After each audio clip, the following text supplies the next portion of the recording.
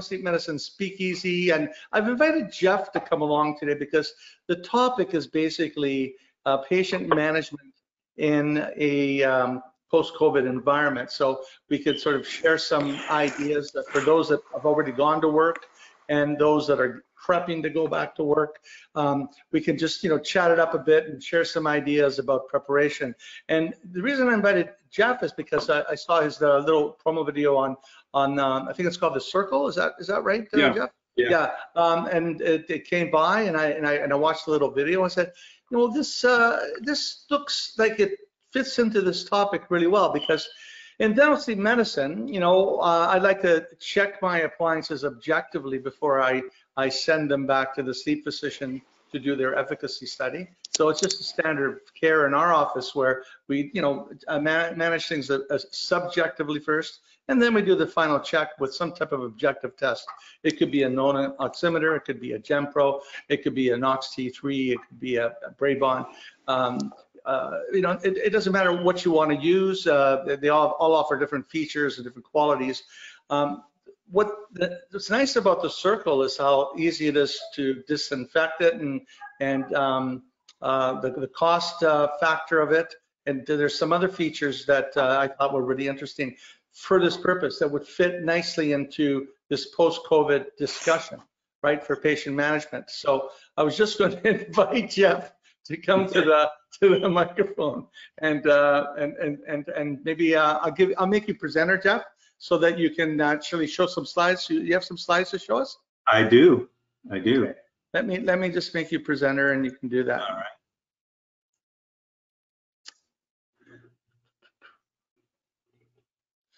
So there's two people from webinar DME on here, so I don't know which you are. We're going to make one presenter. Okay. And hopefully it's the right one. Otherwise, I'll make the other one presenter. Let's the other see. one, Shannon? Yeah, Is that the other one, Shannon? right. Yeah, you got it. Yeah. Hi, Shannon. Hi, how are you? Turn on your webcam. I don't know if I want to do that today, Okay. but next time.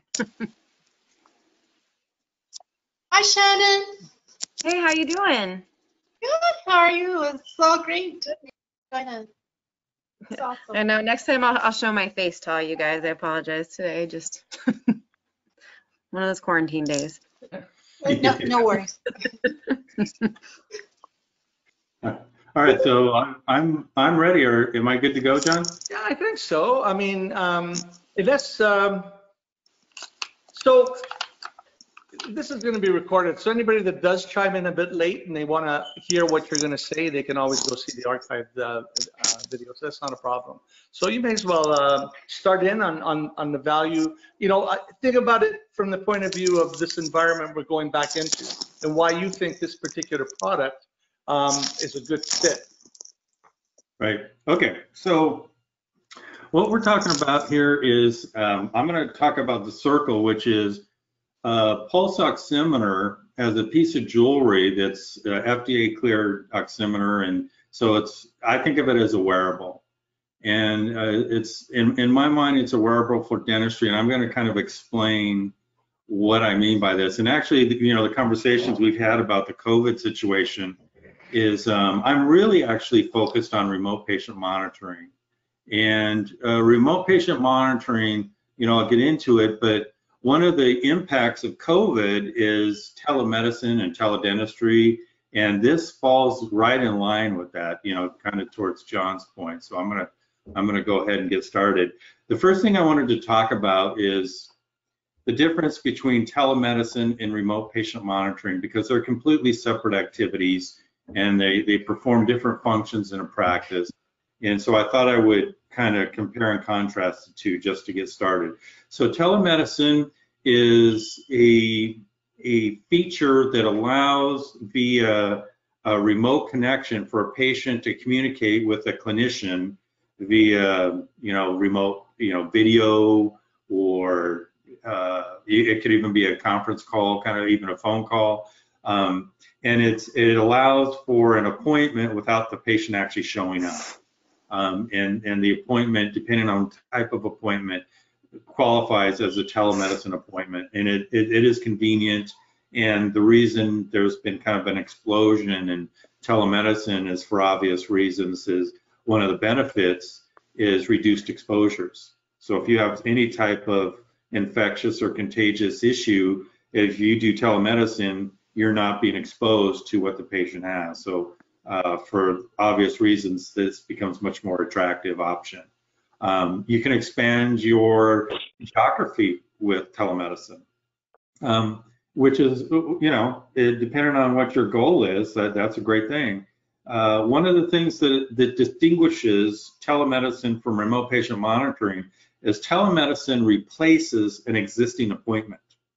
So one of the advantages to remote patient monitoring, and not that these two compete with each other, but more I like to think of it as why would you get into remote patient monitoring, is that remote patient monitoring is additive. So telemedicine is, instead of seeing your patient for an initial consultation, for example, you do a teledentistry, if you will, and you meet the requirements for that, and you can have that appointment that way. So it replaces the patient coming in.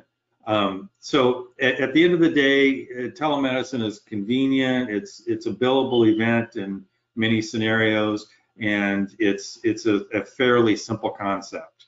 Now let's talk about remote patient monitoring, because that's a new concept in medicine. And in the US, Medicare has really recently put an emphasis on this. And when they put an emphasis, this is what we mean, that the code and emphasis is we're creating a billable code with dollars on it, okay? So we're incentivizing this type of behavior. So the medical system in the US is incentivizing remote patient monitoring, okay? So the reason is the clinical yield is very high. So what do I mean by clinical yield? So for the dollar and effort that you put in, what's the actionable information that you get? Okay, so what are you doing as a result of what you learned? And what's the cost of it, and what's the effort to get it? And the clinical yield for remote patient monitoring is really high. Okay, there's very little effort, and you can learn a tremendous amount about your patient. I'll talk about that. This is new. I mean, it's been around kind of in the periphery for years. In fact, a lot of people don't know that CPAP, you're required to follow your patient every night for 3 months before you get paid. That's remote patient monitoring, okay? So you have to get information from your CPAP machine for 3 months, document the patient uses it, you have to achieve some milestone, and you get paid. And so the concept is already in play. What we're doing now is we're paying people for it.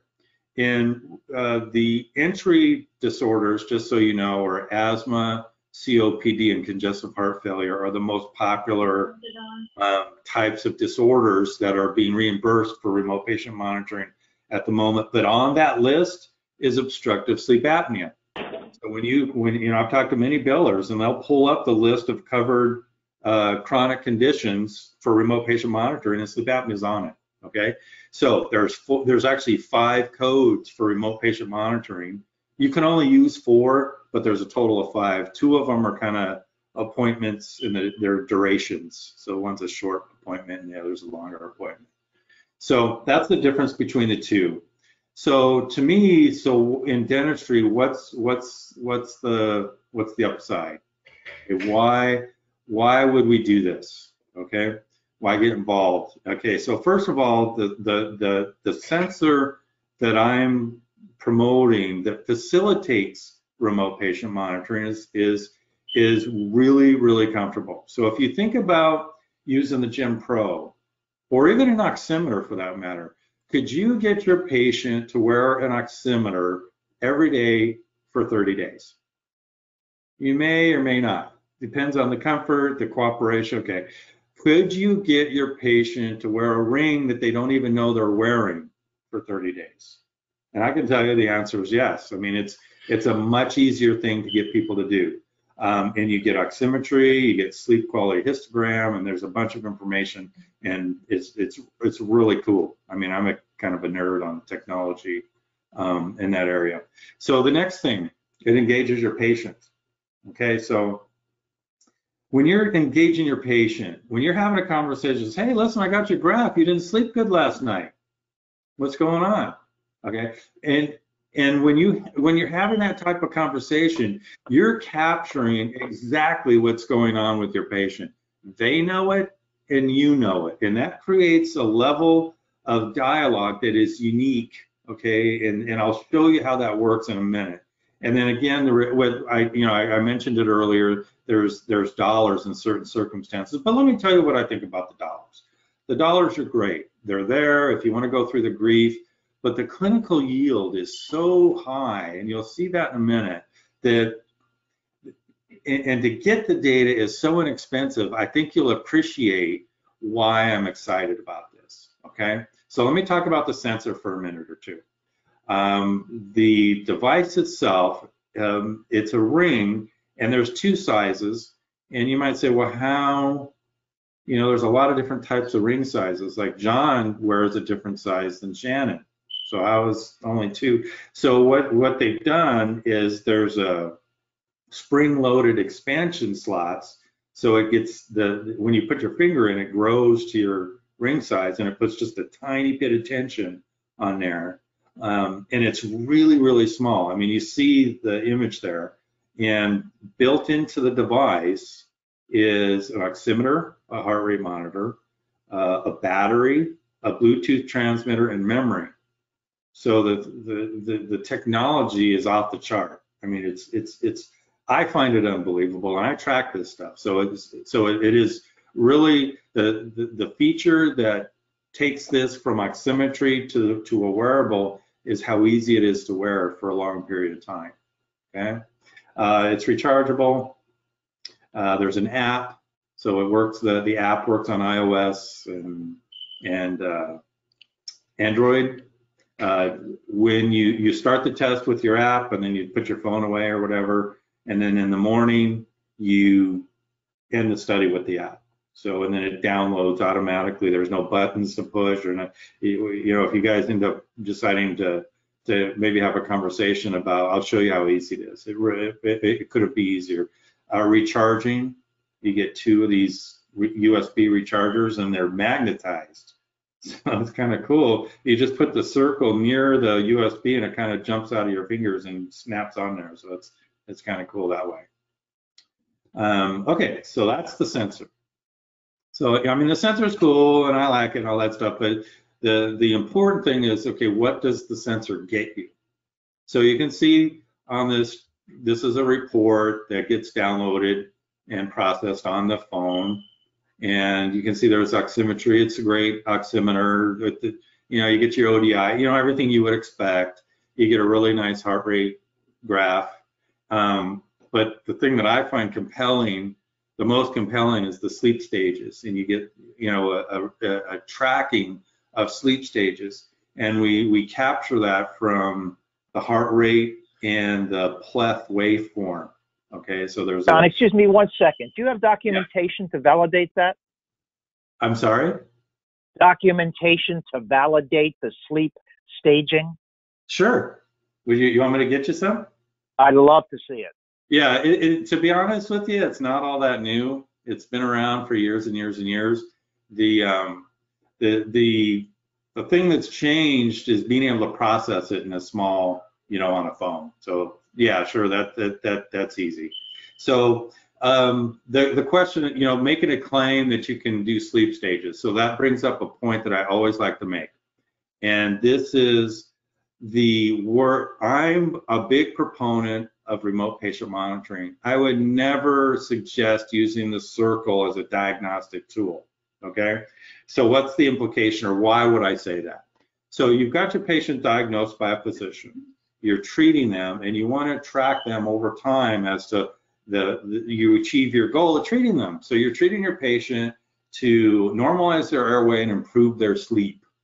Okay, so we got the SpO2 when we have an estimated sleep histogram. Okay, so then the skeptics in the crowd are going to say, well, it's not a PSG, or it's not as accurate as a PSG, or they might have some other healthy skepticism, which I celebrate that. I'm not judging that I'm a skeptic. And I say to that, we're starting at one point, okay? So night one, you fit the appliance, you send them home on the Circul, and we're going to come up with some measure. And the EEG is, or the sleep stages are going to say, okay, well, this is what we predict it's the sleep stages. Would it be exactly the same as the sleep lab? No, but we're not trying to achieve that. What we're trying to do is start somewhere and then end somewhere better, okay? So let me show you what happens over time. Okay, so this is me over 7 nights. I'm a CPAP person, okay? So if we look at this, and I'm gonna see if I can't find my little pointer here. Oh, cool, here it is. So here's night one on the oximeter. And if you look at that, you say, well, I started out good, but I didn't end well. And what happened is I woke up and took my CPAP off. All right? So if you get this graph as a dentist and you talk to your patient, say, okay, did the appliance come out or what happened? And they'll say, yeah, I woke up and I felt a little discomfort and I took it out because I needed a break, for example, okay? So, and if you look at, you know, the next night, I did really good. Night 3, it looks like I did about the same, but there's a little bit worse. And I can tell you what happened here is I remember that I slept on my back all night, okay? Night 4, night 5, night 6. So Jeff, what happened night 6? Well, I fell asleep without my CPAP, okay? I woke up gasping, fighting for my life. I put my CPAP on and you can see how I finished the night. So, you know, that's from the oximetry. The other part I want to talk about is the sleep histogram, okay? So what happens is once you start getting, like if you look at the night where I did really good, night 2, okay? So you look there, say, oh, wow, that's pretty good. That's what you want. You know, if you look at night, the night where this night, you know, there's a lot of sleep fragmentation there, okay? So when a patient gets engaged in this, they're gonna try to get to the way it is on night 2. And this is what I'm talking about, is when you get your patients involved at this level, they're gonna say, hey, doc, I wanna do this right. I wanna get to, and it really is a fantastic way to get your patients engaged. So one of the things that I look forward to showing you guys, if you decide to go down this remote patient monitoring route, and again, this is just this is an oximeter that makes this extra calculation on sleep quality. I like it because it's so comfortable. I think probably everybody on this call has an oximeter, okay? And certainly you use it for spot checking, and you get 1, maybe 2, maybe even 3 nights. But the difference here is when you measure over time, it does offer a level of you know, engagement. So this slide, I don't want to spend a lot of time on this. This is the kind of financial aspect of this. If you decide that you want to get involved in remote patient monitoring, there's a portal available. It's a separate thing. It's optional. You're not required to do it. But if you're going to be tracking a large number of patients for a small fee, all that data will be in one website with your name on it, and you can, you know, select your patient. I'll kind of show you how that works really quick. Who can bill for it? There's clear definitions on who can bill for this if that's something you want to do. Here are the codes and the dollars assigned by Medicare that are available, and I have detailed descriptions of each of these codes. This is, you know, an obvious summary of the codes and the expected reimbursement amounts. And, you know, I don't want to take a, you know, deep dive unless you guys want to. Here's how the portal works. This is actually my family. There's me. And on our portal, we have a bunch of devices we can track patients with, but we're going to use the Circul here. And then it pulls up all the Circul data. And when you click a study, this is what you get on the portal. So This is instead of the patient emailing you their report, this would be kind of already on your portal. So I just kind of want to wrap things up. It's used for titration. Everyone on the call has a way that they titrate. To get to this point, you have already had to have worked that out, okay? In the CPAP world, those CPAP units give every night's performance of the patient to the DME company, okay? So that's automatic. So CPAP gets this data to a user automatically, okay? And like to your question, is the information from the CPAP the same as an HST or no? But it's not, but that's not what it's supposed to do. It's just supposed to track, in the case of CPAP, compliance. With the remote patient monitoring, we do compliance and efficacy. So that's the part of it that I like about it. I talked about the clinical yield. It engages your patients. I think that's what I get most excited about, is if you give, and here's a circle right here. I mean, this is how it goes on. This is how you wear it. That's it. And that's all they wear right there. Oh, sorry about that, guys. There we go. And that was my 15 minutes. I'm already over. Sorry, John. No, John, that was interesting. That was good. So that's the circle. That's all you wear. And if you decide to bill for it, it's $170 a month per patient per month. So if you have 100 patients out there, there's some interesting math. If you want to get one, they're $299. I go through my sales pitch. Okay. If you type in dental, so I want to make sure you guys going to see this. I'm going to highlight this. If you get one, it says dental right there. Type that in and it'll take $30 off. You'll get a nice discount there. Let's see what else. I think that's about it. When you get the device, just download the app from either the iOS store, the Apple store, or whatever they call it, or the Android. It's there. Just do a search on Circul, and it's Circul. Okay, it's pronounced the same, but there's a typo. It's not a typo. It's just the marketing decision that was made. And so I'd love to have a conversation about this. If you guys are interested or have questions. So I have a question, Jeff. So this is a one patient use monitor then? No. It's really inexpensive. It's if you get the discount, they're $269. Right. So what the dentist that I'm working with, and I'm only working with a few because I just started this. We were talking about starting a business in the COVID-19. My launch date was April 1. So, so I got a couple dentists using it, and there's two ways they're doing it. They'll charge the patient $300, and they'll give them the Circul, and it's that patient's to use. Okay, and then I have another dentist who bought 3 or 4 of them, and they use it for a month and get it back. So it goes both ways on that. Okay, so if you were to use it more like using a level 3 test, just to do an objective, check on your calibration of your appliance, you would be using it the second way. So you have 3 or 4 of them, and you're giving them out for a month. Once the patient's finished being calibrated, they give it back to you, you disinfect it, and you get it ready for the next patient to give it to the next patient. Yeah, it's waterproof, so you can use it disinfectant. And I did forget to mention, it has an exercise report, so you can use it during exercise during the day, and it tracks calories, steps, and a heart rate graph. And then there's a daytime test that if a patient's wearing it, you pair it with your phone, and if you're doing something where you want to track their SpO2 while they're in your office, you can do that as well. Yeah, interesting. So I just want to throw something out there. So for instance, for myself, I use the Knox T3 a lot.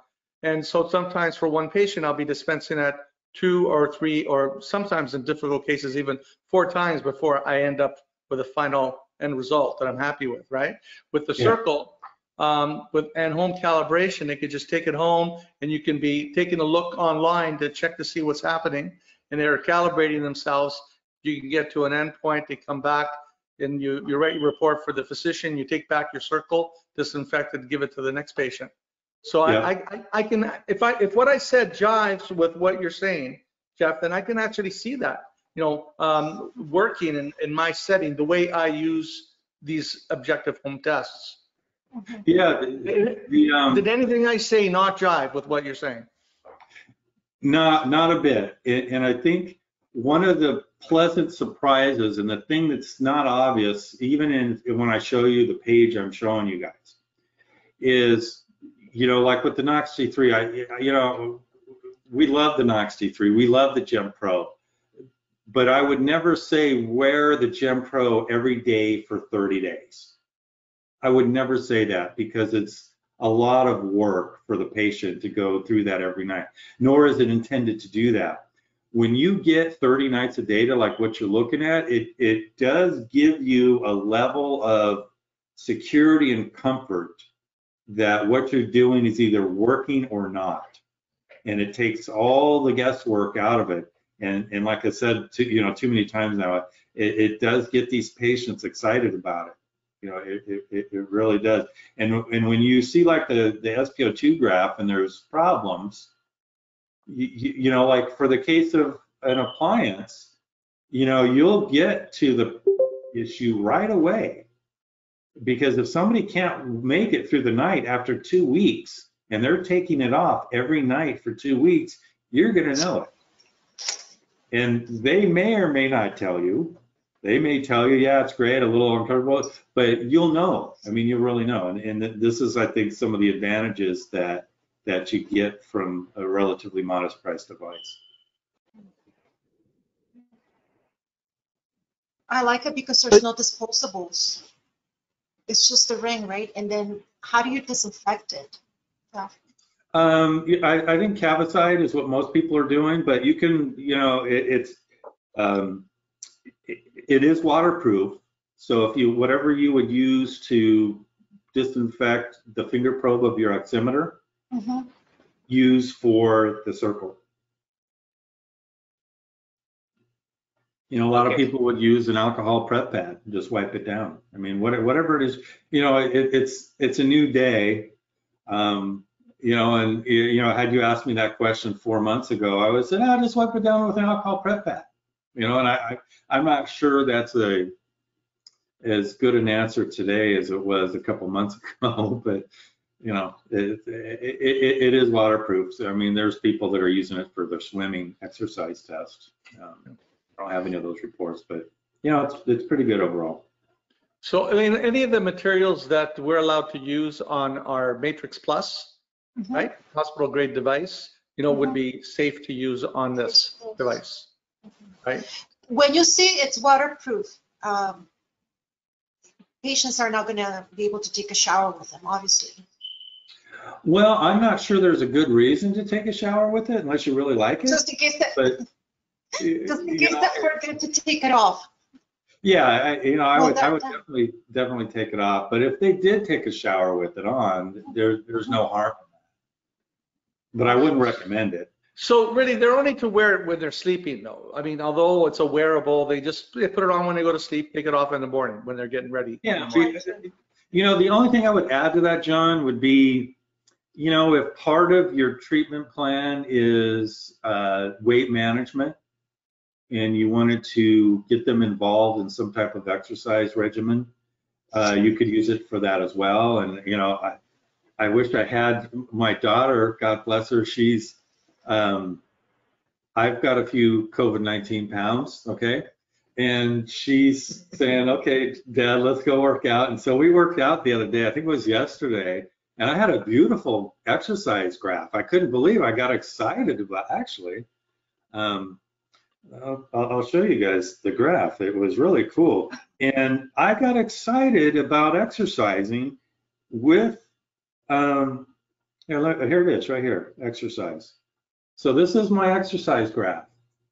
All right, see how cool that is? I mean, that was perfect. We were doing sprints and this and that. And I had, some palpitations and passed out for a little bit, but recovered nicely. So is that a heart rate? What is that showing us? Yeah, okay, so what that is, so at the bottom there's the 3649, that's the number of steps. I burned 321 calories, and then there's some heart rate data there. My max was 128, my average was 77, and then there's my heart rate. You can see the intensity, the different intensities of my workout. Oh, so a patient could actually be motivated to use it 24/7 if they wanted to. Absolutely. If they really did. You could show them these characteristics, and it's up to them if they want to wear it during the day. Right. Right.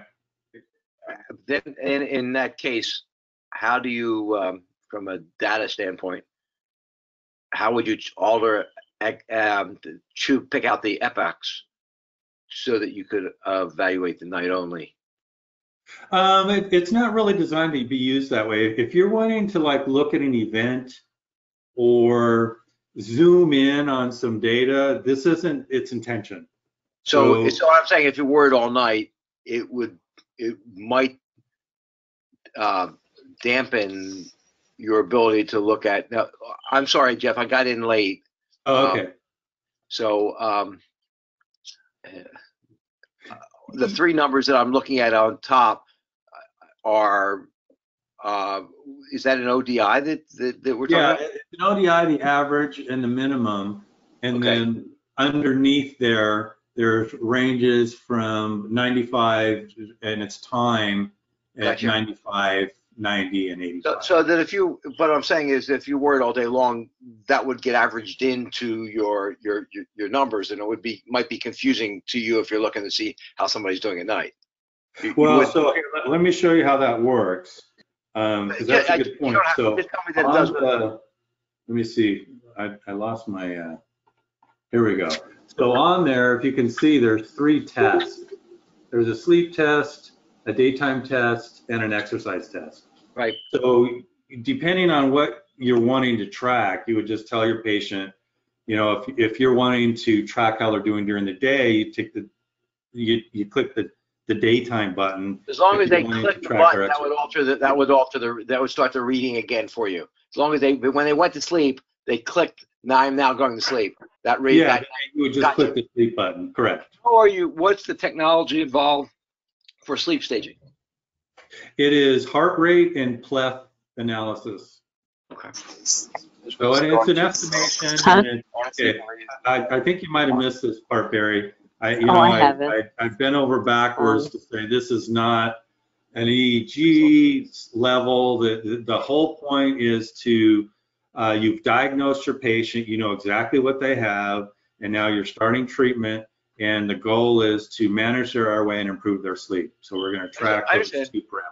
I understand. I just was wondering how you even got it. Yeah, it's an algorithm that predicts, and there's some level of specificity on it and all that. But you know, if you're wanting more information that might be kind of on the medical side of things, then this isn't the device. Of course. I'm just curious how you're getting stages. That's great. I got it. Yeah. But the oximetry part of it would be equivalent to a known oximeter. Yeah, it's an FDA cleared oximeter. Yeah, and you know, I don't sell it as that. My focus is remote patient monitoring with it, and the fact that it's comfortable and inexpensive and easy to move the data is the features that make it to facilitate remote patient monitoring. So I consider you one of the foremost authorities on oximetry and a lot of this technology, Jeff. So maybe, you know, once we get to the end of what we want to talk about, the Circul here, I'm curious if you could spend a few minutes with us talking to us about, say, the different levels of oximetry and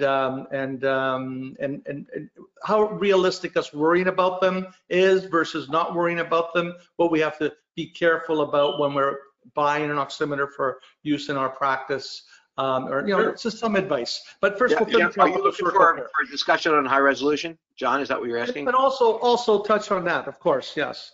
Yeah, because it's, you know, I mean, I see all sorts of stuff, propaganda out there, but I'm curious as to what your opinion is on all of this. But yeah, first, let's finish off with the Circul. Yeah. Yeah. Did you want me to turn the meeting back over to you, John, or no? Well, I mean, you know, right now we're talking the Circul.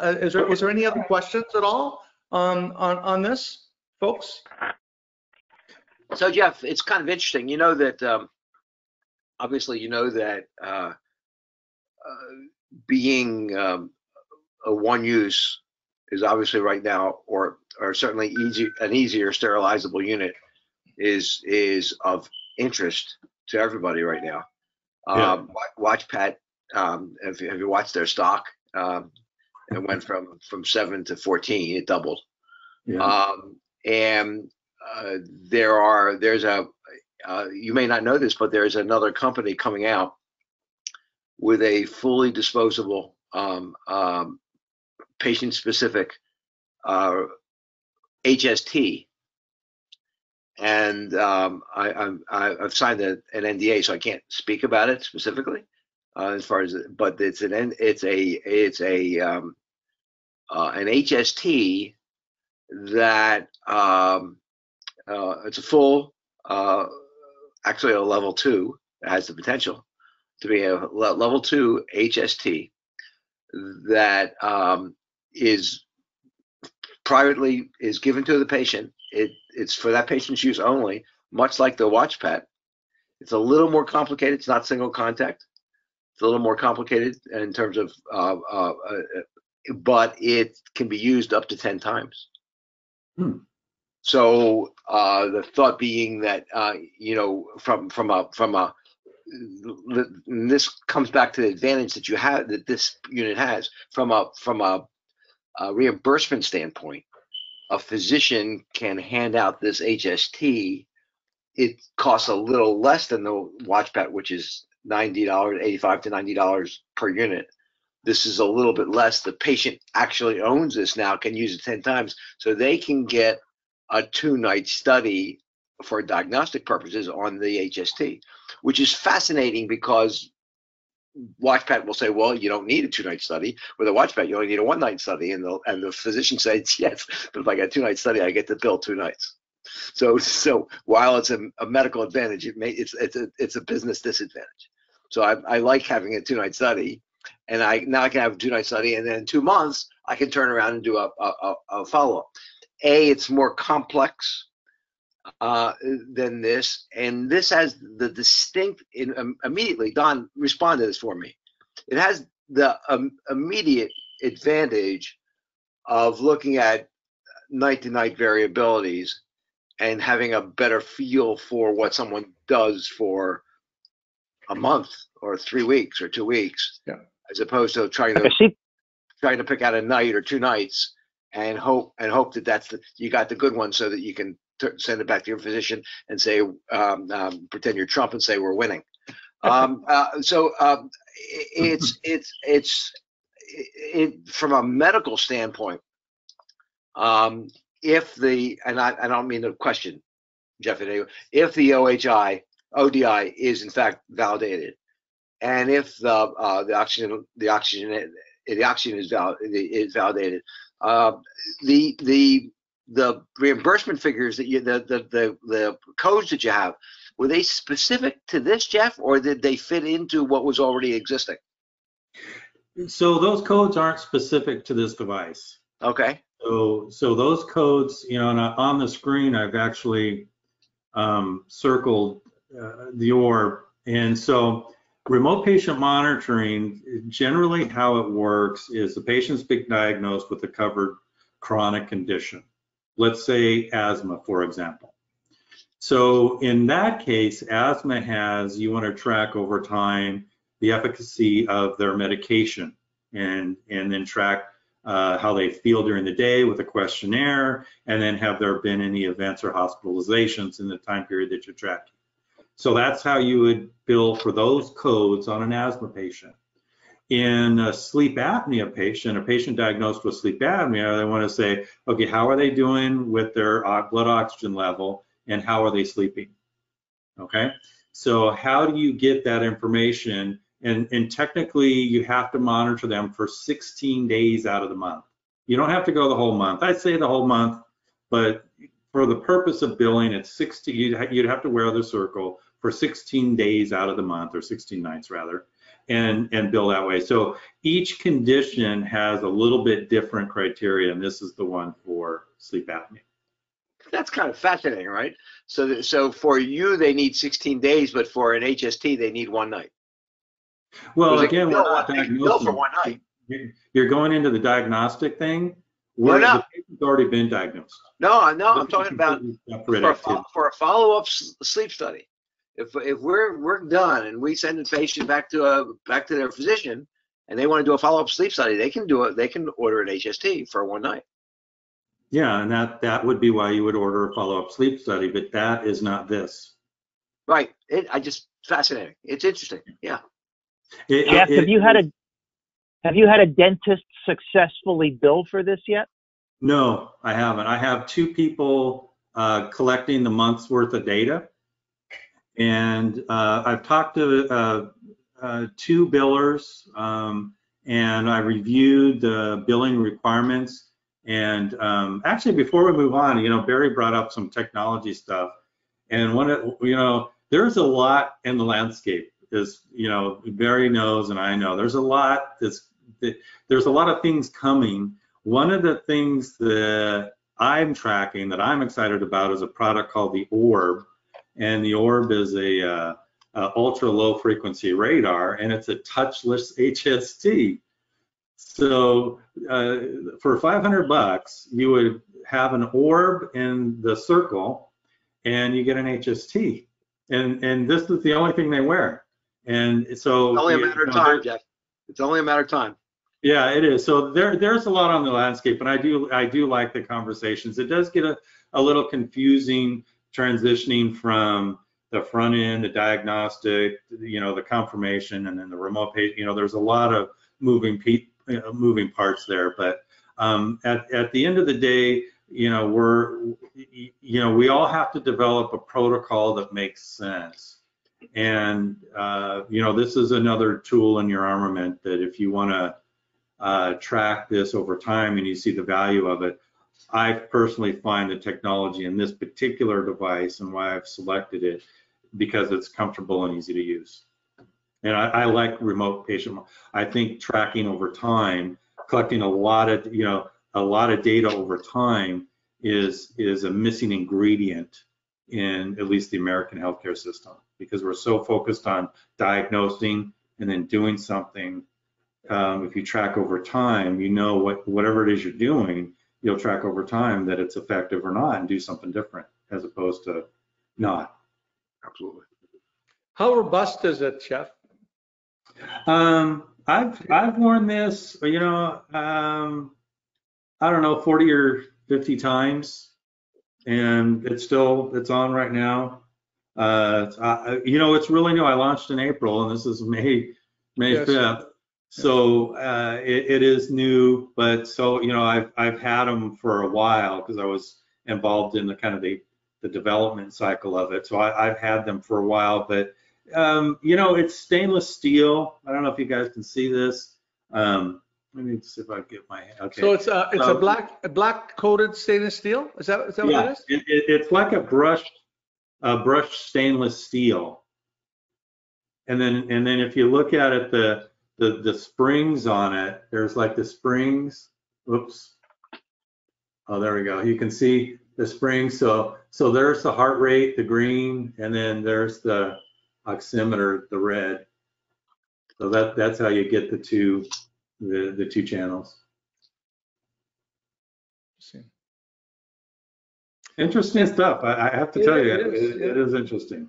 Now it's got FDA clearance. I don't ask you this about Canada, and we don't have Health Canada approval yet. Is that in the works? Is that something that I can anticipate being able to use sometime? It is in the works, and here's the thing. There's an exclusive distributor in Canada, and I'm not it. So once they get Health Canada registered, I'll let you know, and I'll give you the phone number of the person to get it. Yeah. Were you involved in the? At what level were you involved with this project? Were you involved? I've been involved since August. So actually July or August I got involved, and at that point in time, It was a fixed ring, and you would have needed to buy 5 or 6 sizes, and and then there was the reports were a total disaster. So I was involved in kind of the form and fit of it a little bit, and then more on the report side. On the software, yeah. Yeah. And there's still, there's still some benefit. The thing on the sleep report, they don't offer a sleep efficiency. The numbers are there. We get the sleep time and the wake time. And I said, well, just divide one by the other. And so we do need to do that on the, I will tell you that, but it does predict or estimate your wake time. So the ODI is actually based on what it determines to be sleep time? Yes. Yes. Based upon heart rate. Now again, we're not looking at waves, so we're talking about heart rate. Yeah, it's calculated on the pleth waveform that we collect at a fairly high sampling rate, and so the pleth waveform and subtle changes in the SEO2 give good, I wouldn't say great, but I would say adequate to good indications of what sleep stage you're in. REM is easy, wake is easy. Stage sleep, things change a little bit on the heart rate. And so, I think if there's some weaknesses, it's distinguishing between light sleep and deep sleep. And I gotta be honest, I don't, there's not really good evidence that much of that really matters. So, but what does matter, what does matter is looking at in the long term. I think the biggest selling point, the thing that's got me semi excited about this, is a long-term, a reasonably priced long-term report that literally eliminates our concern of night-to-night variability. It literally eliminates it. You put 15 nights together, and you've just eliminated any meaningful night-to-night variability in terms of throwing you off from valid information. That is impressive. That there's nothing we have that does that. Yeah. And by the way, Barry, you look very good. I haven't seen you in a while, and it's amazing what 60 days in your house will do. Yeah, it is. I mean, look at the hair. I mean, look at Yeah, the hair looks good. I love the color. Did you pick it yourself? Yeah, I think we used the same color hair dye. We must have the same hairdresser. I don't understand. Yeah. So yeah. Anyway, yeah, Barry, that is the thing, and it's the comfort of it and the ease of use, and if you're wearing something like that, it's not, you don't even really think about it. And these things, there's one thing to have something that's technically feasible, and then there is it feasible between you and your patient. Those are two sets of criteria. The easy one, in my view, is technical.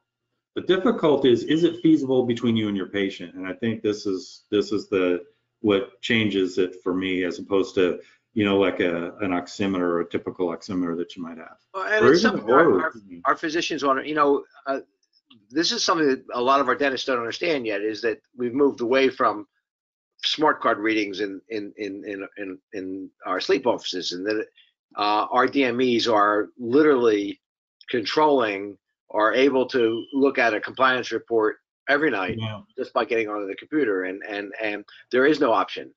Patients sign the forms that give them the right to keep those records, and on every CPAP distribution, and there is no option, and there are no doubts about compliance.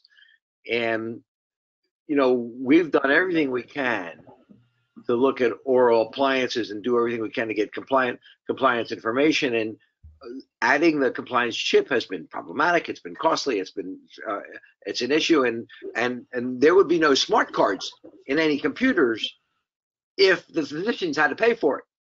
The only reason there are smart cards in the computers was when Medicare said you can't have it unless you do that.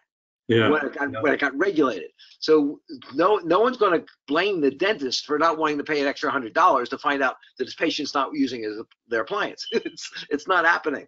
And in a price-sensitive appliance market. So this has that other potential advantage of indirectly, you can't indirectly suggesting compliance. It doesn't. Yeah. You can't state compliance, but you can indirectly look at the compliance level, assuming there's a significant, your appliance is performing at some minimal level. It's got lots going for it. And I was involved in looking at embedding thermometers in acrylic years and years ago. And in fact, Shannon and I and a couple others we applied for a huge government grant on that. And we didn't get the grant, but in the detailed investigation, I found that it was less important to know compliance and more important for a dentist to know how efficacious the appliance is. And a thermometer embedded in the acrylic didn't provide that information. So I always felt that, and the company that Shannon and I work for, we have a patent on monitoring compliance on an appliance, or efficacy rather, tracking efficacy, but there wasn't really technology available that facilitated that because, I think that compliance is less of an issue with oral appliance therapy. It's not a non-issue, but it's less of an issue. But what's more of an issue is efficacy. And if we're going to do something in this area, efficacy is, in my personal opinion, more important than compliance. It is, but I wouldn't, if whoever's marketing this, yeah, I wouldn't throw out. Yeah, to be honest, you're absolutely right. I wouldn't throw out the fact that you could do, and someone could look at this and indirectly suggest compliance, because we're not going to get chipped for a while. They're not going to happen. Yeah.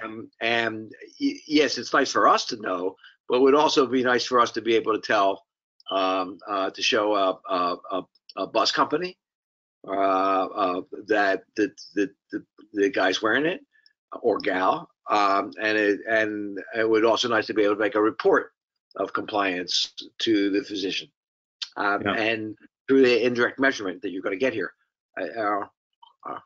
Well, and Barry, the reason I pulled up this week of data is if you're lucky enough to have this big a discrepancy between compliance and non-compliance, then you can, it is easy. It's not always this, it's not always this way. I happen to be an easy person to tell when I'm not wearing my CPAP. It's right. And if the difference is subtle, you're not going to see it. There's no question about it. But then maybe the patient doesn't need the appliance. Just thought I'd mention that. But so I have a question for three of you, Don and Jeff and Barry.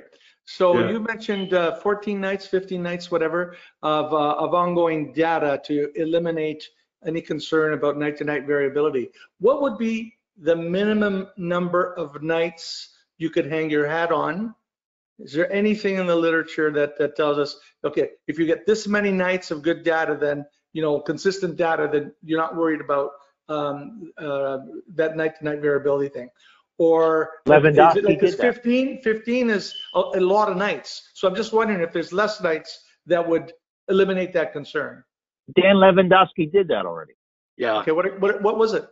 It shows that there's no difference on the third night. If you do 2 nights, right, it makes a big difference. If you add the third night, it's unlikely to make a big difference. But that's diagnostic, Don, right? I mean, I don't know that I don't know that we can translate that information to this.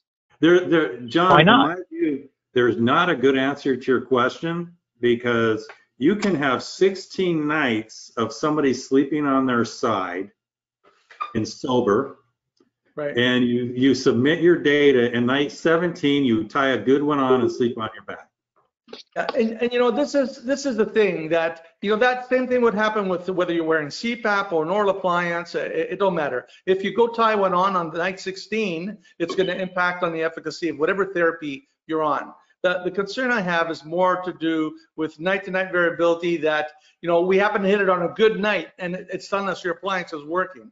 But really, if tomorrow, it would have been way off. So like, what would be the minimum number of nights you want to be able to write up in a letter for a sleep physician, right, to demonstrate that, we've addressed the concern of night-to-night variability over this many nights, these were the results. What would be a reasonable number of nights? Whatever you want it to be. Well, this is why I'm asking, is there a standard? Does anybody know the No. standard? He just created a brand new technology that we didn't have. No one's ever done polysomnograms for 7 nights. No one's ever done HSTs for 7 nights. I got Wyscarver suddenly coming up and telling me I got to do 16 nights. So give me and then you want to know, well, can I cut it in half? I don't think you need 16. I mean, but then I get that's why I'm asking the question, Barry. I think 16 is like overkill. So like, if we were going to be writing something up in a little report or letter to the physician, whatever you want, John. Barry, listen, there's no evidence, John. Right. When you pick the number, the question is there anything out there that documents this is a good number of nights to check? But you're telling me no. Okay. Yeah. This is Let new. me be clear on one item that maybe I wasn't clear. The 16 nights is the billable requirement for remote patient monitoring for the month. Okay. So you have to have 16 nights out of the month to be able to bill for that month. It doesn't have anything really to do with the clinical claims that you may or may not be making. And where do you think they came up with that number, Jeff? Where do you? I think they had a pair of dice and they rolled it, or 3 dice, and it came up 16, and so that's a good number. Well, that had to come from CME. That came from Medicare, right? So Medicare makes up anything they want. Yeah. But Jeff, I got to ask you, that plethy signal, how does that differ from a PAT signal, or is it basically the same thing? A pleth signal? What was your The question? pleth signal that you're using has to come off the artery in the finger. Yeah. So is it the same as peripheral arterial tone for all practical purposes? No. The pleth waveform is when the PAT, the pulse ulterior tone, it's related, but it's not the same. So the pleth waveform is when your heart beats and it sends a volume of blood through your artery, there's an increase in the volume of blood at the measuring point. And you get an increase and then a decrease. And when you measure that, you can tell the state of arousal of the EEG based on the amplitude of the rise or not of the pleth waveform. Pulse ulterior tone takes a lot more into account. They measure blood pressure and some other things. And so we're measuring the same thing, but they have a little more elaborate technique of measuring the same thing. But it is the pulse in the finger artery is what you're measuring. It is. Okay. Because that's only sympathetic signal. There's no parasympathetic signal there, so that enables that. Right. It's cool. Yeah, it's new. I think it has a place, and I think it's a useful tool. You just got to convince Medicare to make this part of oral appliance therapy. That's what you got to do. Because I'm treated as a DME by Medicare, Jeff. I could not do that billing. I can't do that billing as a physician when I treat a Medicare patient because I'm the DME. That's correct. So on the remote patient monitoring, which is a different process than the diagnostic side, they were aware of this issue. And so what they did is they very clearly defined, using vague terms, what a qualified healthcare professional, QHCP. So a QHCP is defined as this: a person that's been trained and educated and is practicing within their scope. That's a qualified healthcare professional. Eliminate you, Doc.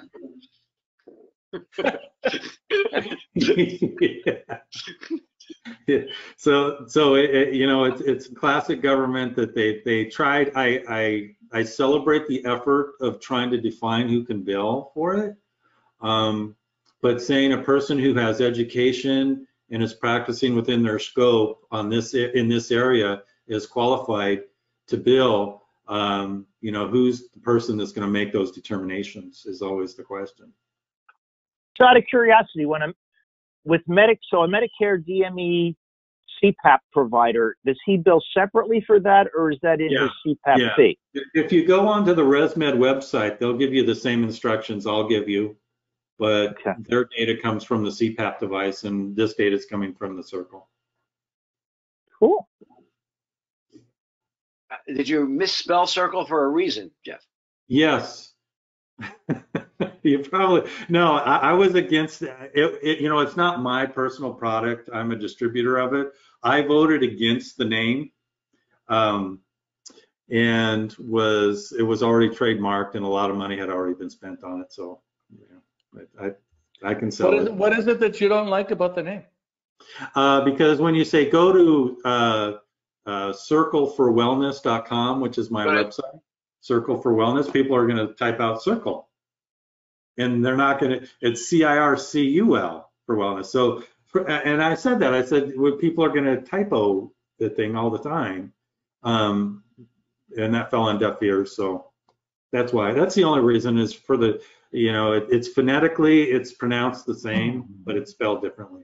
Well, you have to understand, the people that came up with this are people that think outside the box, and it's kind of hard for them, right? It's kind of hard for them. Well, and they thought it was clever. And yeah, exactly. There's a component of cleverness to it, but when you go to sell a thing, which is what I do, clever sometimes gets in the way. So it doesn't mean anything, like CUL doesn't. No, it was something. No offense, it's not clever at all. Yeah, it means we could trademark it. It's, you know. Yeah, I'm just, you know, these are the realities of it. You know, this is, you know. Hey, if that's the worst thing, if that's the most important thing we can criticize about this device, I think that's pretty good. Yeah. Well, Wyscarver's involved. There's another. Yeah, there's another one. Well, that's 2 strikes. There we go. So Jeff, do you want to, if we're done with the Circul, that was fascinating. I really, you know, thought that was actually even more impactful than I thought it was going to be when I asked you, Jeff. Thank you very much. I'm looking forward to actually trying some in my clinic in the way that I mentioned. So do you want to talk to us a little bit about the variances between different oximeters, including, you know, touching upon high definition stuff, so that we better, you know, an overview, like a little overview, since we've got you here. You know. Sure. SPO2, according to Jeff, is the first thing I always talk about is how are you going to use the data?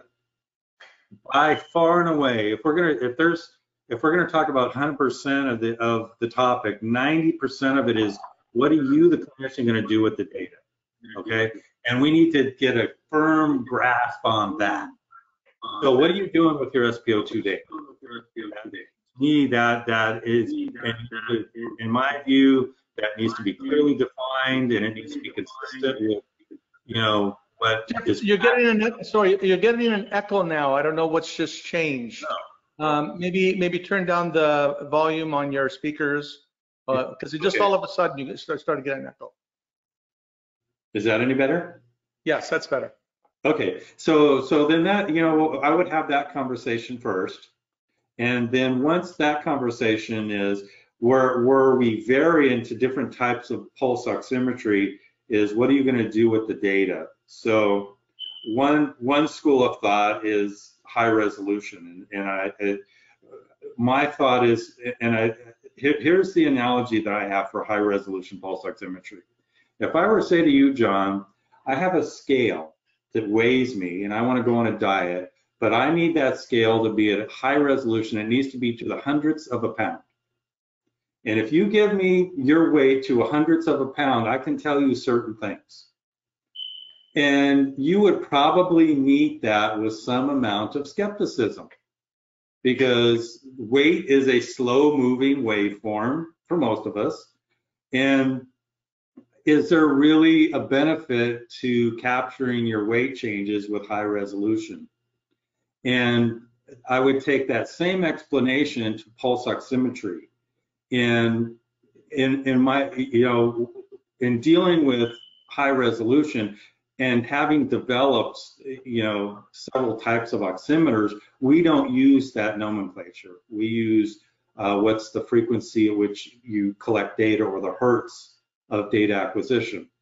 So the hertz of data acquisition is a certain amount depending on the channel. Like the Gem Pro, for instance, captures the EMG at the masseter at 1,000 hertz, which is very high, but that's a very fast waveform.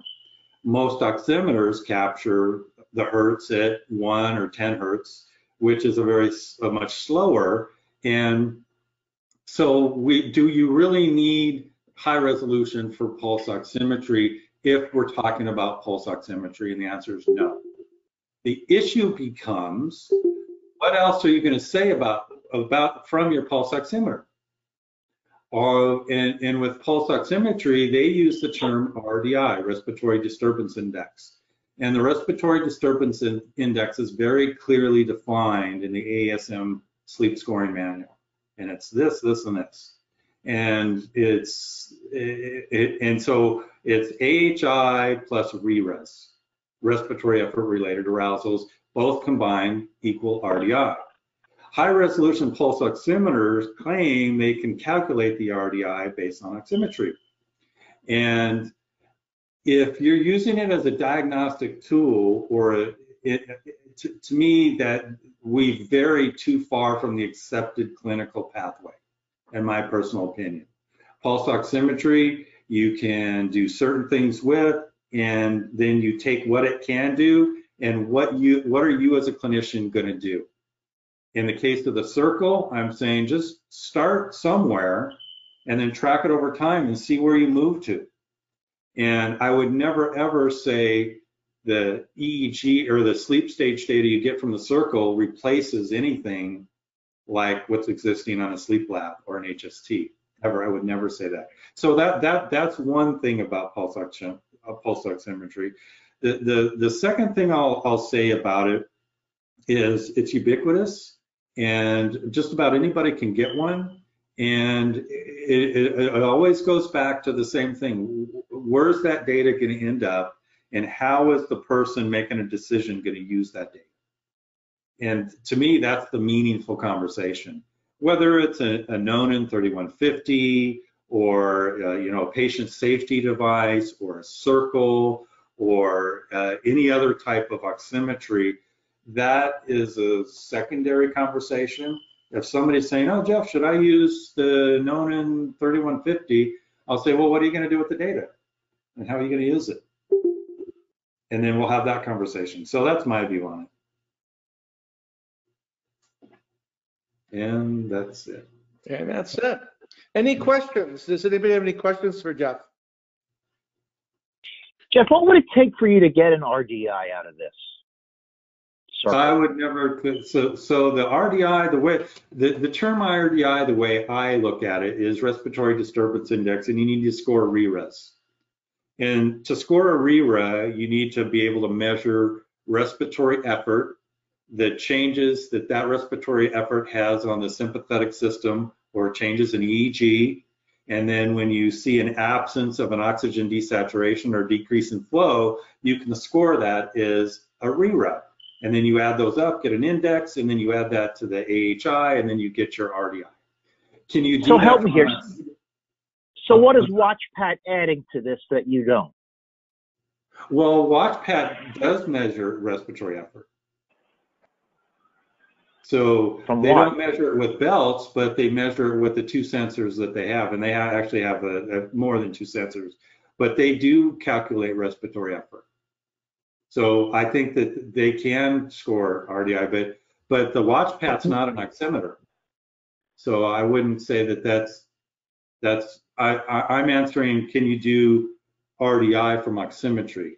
I'm not sure that the WatchPat, and I'll check with this, Jeff. It's not respiratory effort that they measure. What they do measure, obviously, the lack of an oxygen drop and the presence of an arousal from the arterial tone. I'm not sure. It's a sympathetic signal. If you're using a plethy signal, it has to be in there. It's just the resolution must be different. Yeah, one of the channels that WatchPat can extrapolate is respiratory effort, and so when you, they're you know, it's right now, for example, their WatchPat 1 is the single content. There is nothing else except what's on the finger. Nothing else. right. There's nothing else. No, they're not. But and I'm not sure that they are claiming to get an RDI, but you know, the reality is most of the world is really looking now to move to ODI anyway. I'm just thinking of this value in pain patients. All the women walking around with UARS undiagnosed, to be able to do this with a $299 device is just amazing. Yeah, well, they don't even qualify for HST. Again, I wouldn't, you know, just to be clear, a person would have already needed to be diagnosed with upper airway resistance, and then absolutely you can track them. And yeah, for $299, if you can track a person's progress and you see improvements in their sleep stage, and you know, if the only thing they have is upper airway resistance, you're not going to see DSATs anyway. So it absolutely can be used for that, and I think that is one of the benefits of it. But you have to be using the sympathetic signal there, so there's got to be a way to do that. On the Circul? Yes. I would no. Okay, technical. Okay, yeah, this is a good conversation. So, you know, I made a comment earlier that what's technically feasible and then what's doable from the clinician to the patient. And technically feasible, there are more extrapolations that can be made from SpO2 in the pleth waveform. There's pulse paradoxis, which there's a fair amount of linearity between changes in the pulse amplitude to changes in EEG. So that's how we can get, you know, Barry kind of inferred that earlier, that you can see changes in EEG from, and what we're talking about there is the stiffness of the artery wall. So, you know, measuring this, kind of taking a deep dive, but you guys invited me, so it's your fault. So when the artery wall stiffens as a result of an arousal, you get less of an excursion on the pulse waveform, and there's linearity that indicates that reduced amplitude is linear to some type of change in EEG. So what can you say from that? There's no DSAT, you see a change in EEG as a result of artery wall stiffening, and you end up saying, okay, that's very likely with some confidence that is an ARERA. And if you see a reduced number of those changes, then you can say that there's a reduction in ARERA. So technically that is possible. Okay, and that's because WatchPat does that without the EEG. WatchPat's not without using EEG. And your confidence level goes down, but in exchange for reduced confidence level, you send the patient home with something.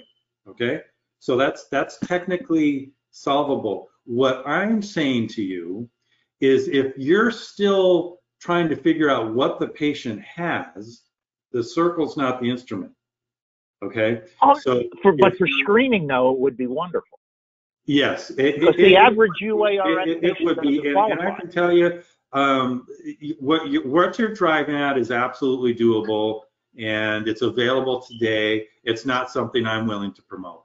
I'll just be blunt. I understand that. It is available. I'm just looking at all the patients with UARS that can't get a diagnostic study. Right. I feel you. I'll pull something up for you. You guys might find it interesting here real quick. And it has to do with this exact topic. Let's see.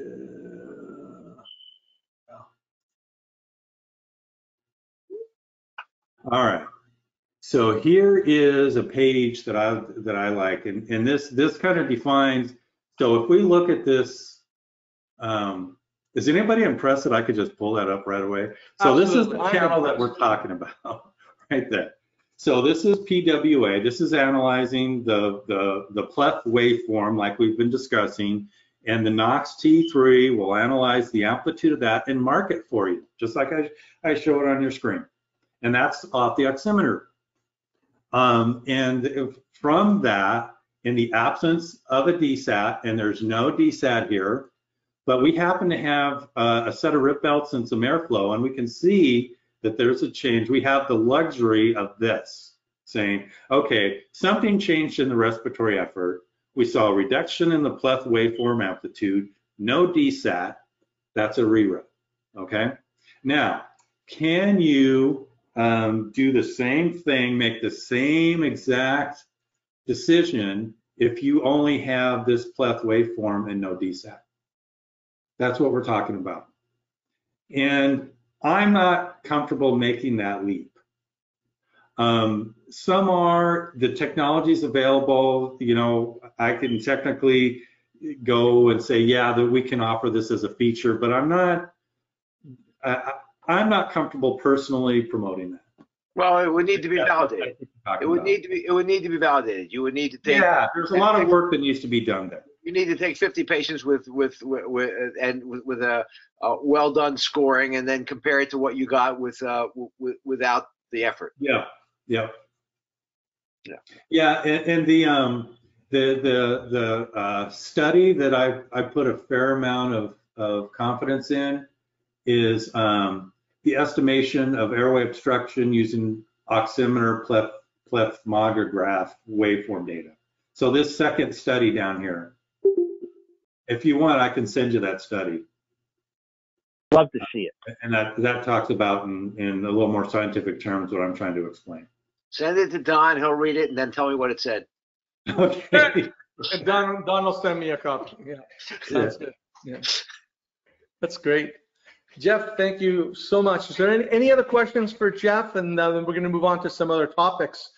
We went a lot longer on this than when we had anticipated, but it was all engaging dialogue. I think the product is very promising, especially considering this COVID time that we're in now. I know that I would, if I could tomorrow, set aside all of my current level 3 HSTs and everything that I use to test objectively and just use this exclusively between now and we get past this thing that's going on. I would do that in a heartbeat based on what I just heard today, assuming it does everything we just heard today, and there's no reason to believe it doesn't. So at any rate, let me share my screen, and I'm going to put up a couple of slides only from the point of view of having some topics, because you know we're supposed to be talking. Thank you so much, Jeff. That was fantastic. No, my pleasure. And stick around as long as you want, or if you have to scoot, that's not a problem. But post-COVID considerations, I just came up with 2 slides with some general headings. And for the remaining time, and as long as we want to stay on to discuss this, I thought we would just sort of review these general headings, and everybody could sort of chip in with what they've heard or what they've personally experienced for those of you that have opened or started opening and so forth. So for those of us that, like for instance myself, I'm nowhere near being close to my office opening, you know, the people that are in that situation will benefit from the people that are a little bit further along the process. So with regards to COVID screening, I think, you know, from everything we've heard, you know, from the webinars and so forth, it's clear that at the time you make the appointment, you do a screening with the patient, and at the time they show up, you screen them, take a temperature and so forth. Is anybody actually opened right now? That they can explain to us the protocols they're following? Let me start by, I know Don has seen some patients, and I have some friends that are seeing patients. It would, correct me if I'm wrong, but if I were in practice right now, it would seem to me that the number one concern would be our patients and their concern. And the last thing they don't want to go get their hair cut, let alone go in and to a dental office. So it would seem to me that being proactive and putting together information indicating your awareness of their concerns, what you're doing to address their concerns, to make their upcoming visit, whenever it may be, safe, with direct contact. Either you know, your staff's not doing anything. If they're getting paid, they can call. If not, you can create an email or a letter, but somehow get information to them to let them know that you appreciate the concern and what steps you're making to make their upcoming visits safe and effective. Might be a good idea. I know that we're certainly doing that with our theater. We are right now putting together, the assembly is the last thing that's going to happen for a long time, but we're already putting together information to let people know what steps are being done, how our theater is being cleaned on a regular basis, how we plan to clean between how we're going to handle the social distancing. In this case, in your waiting rooms. In our case, in the theater itself, and all the things that being proactive and anticipating their concerns and addressing them might be a good idea. So let me ask, yes, no? Yes, it's already on the website and Facebook page. Yes, that's started already. Yeah, I've got a comment on that too. We the young dentist I'm in with, I had a discussion with her about, as a provider, we need to do the right thing. As a business owner, we need to deliver the right message. So it starts with the website, of course, but then the doors that were normally closed when you came and left the office are now open and left open with signs on them as to why they're left open, so we're not touching door handles and stuff like that. There's the signage starts in the elevator. Temperatures are taken and recorded, all the things that are recommended. But I think what Barry's saying is what I'm trying to say here too. That message needs to deliver to the patient and staff so that everybody knows that it's a comfortable place to visit, and then you do everything you possibly can to accomplish that. So, John, even before you start doing these things, I think the first step needs to be touching base with your patient base, and a well-placed letter or email of, in addition to the website, giving them that information. Then whatever, so yes, you need to know what you're going to do, but at the same time, as soon as you decide what you're going to do, even before you do it, sending that message out and being sure. And in our case, I don't see any problem. If I were in practice, I would be sending that message not only to my patients, but as importantly, to my referral base. Yeah, absolutely. That's what we did. My referral base was comfortable to know that we were being proactive and could and where we were in the process, so they could go ahead and especially when it was time, when we were opening up and when we would start seeing patients. In this case, informing our referral bases. You can refer as patient. We are doing screenings right now via telemedicine or via the phone. And when it's determined that our governor wakes up and out of the dead sleep he's in and allows some things to start opening, then we'll be amongst the first to do that because we're prepared. I would get that message to my referral base. Yeah, absolutely. And then what we're doing when we have conversations with patients, because we're having not only have we delivered all those messages that you're talking about, but when we have conversations with patients about them coming in, we explain to them what's going to be done when we're on the phone with them, and allow them to make a decision whether they're comfortable with that or whether they want to postpone it or what kind of problem they have. Can it be postponed? And there's some of them we put off a couple of months. And our staff, your staff should be trained to ask them the questions. What can we do to help you? Is there any concerns you have? Yeah, exactly. What can we do to make you comfortable? Is there as it is now, we've got a COVID positive patient scheduled before and after you. Would you like that changed? Right. Yeah, exactly. You got to ask those questions. Yeah. We only have space on our COVID positive day. Are you okay with that? I try not to tell them that I've been exposed. Yeah, all great ideas. Basically reaching out, posted on the website, posted on signs, reaching out by email, reaching out by letter, whichever best way, reaching out to your referral base. I think that's a great idea, Barry. You know, and just trying to ease everybody's concerns. This is even before patients actually arrive when we start doing things. I get it. And I think all great ideas. Another thing we've done, which I think really rapidly delivers the message when they come in the office, is we have 4.5 feet plexiglass sneeze guards, or whatever you call them, right at the front desk. Yep. So it's obvious when they walk in that something different has been done to take care of the environment. So kind of new world, really. So you have to figure out how to do an adjustment to an appliance from the other side of a sneeze guard. Yeah, it's a challenge. Okay, any other? I don't know who has their mic on there, but.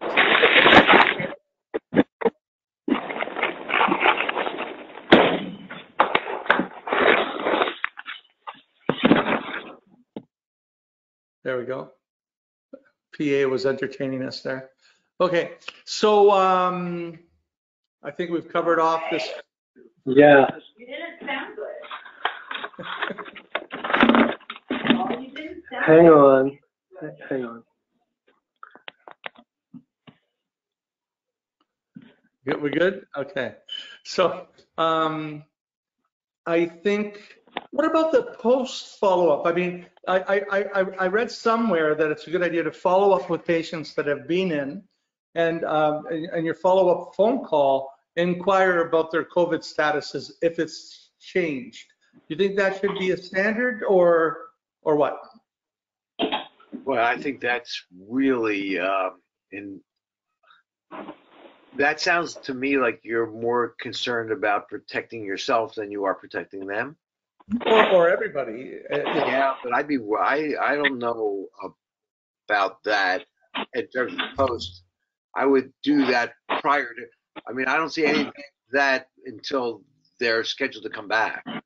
I mean, that's just my initial thought. I wouldn't mind calling them to find out how was there anything about the visit, were they comfortable, was there anything about the visit that concerned them? That would be great feedback. And how to go for them, because this is new for everybody. And we're trying, that would be great. But I'm not so sure. It's interpreted the purpose of the call was to find out their current status. I'm not sure I would do that, but that's me. So where that came from is the current status right now in Ontario is we can only see patients for emergencies, and emergencies are very specifically defined as being uncontrolled bleeding and uncontrolled pain, something that cannot be dealt with through pharmacology, trauma, this type of thing. And that is part of the protocol. You're supposed to call them up, follow up on their emergency, that they're getting better, and actually check with them on their COVID status if there's been any change. So that's where I got that from. So I'm just wondering if that's something that should be incorporated into, but I understand your concern, Barry. Yeah, I don't like the message. Yeah. Okay. So that covers it with COVID screening. Any ideas on these thermometers? I mean, they're available from Walmart, from everywhere under the sun right now. I mean, they probably varying qualities. They all come from China, I'm sure. They do. Yeah, I'm sure. I actually had a procedure. The first day it opened up, you could do outpatient procedures. I went to my physician for my hand. I've got a trigger finger in my hand. I needed a steroid injection, and there was a woman 6 feet in front of me, and they took her temperature. It was 95.4. And then I came up and they took my temperature, and it was 95.4. Yeah. And I said, "Are you thinking maybe that's not working?" She said, "Oh, it's not working, but we have to do this." That's great. Okay. Okay. So PPE, obviously, this varies greatly from jurisdiction to jurisdiction, and it depends on obviously if you have aerosol going versus no aerosol. So, I mean, in in a dental sleep medicine practice, I mean, there's no reason for me to create any aerosol at all whatsoever for any of the procedures that I do. What about a pain practice, Barry and Don? Is there any aerosol created in anything that you do for any procedures? No.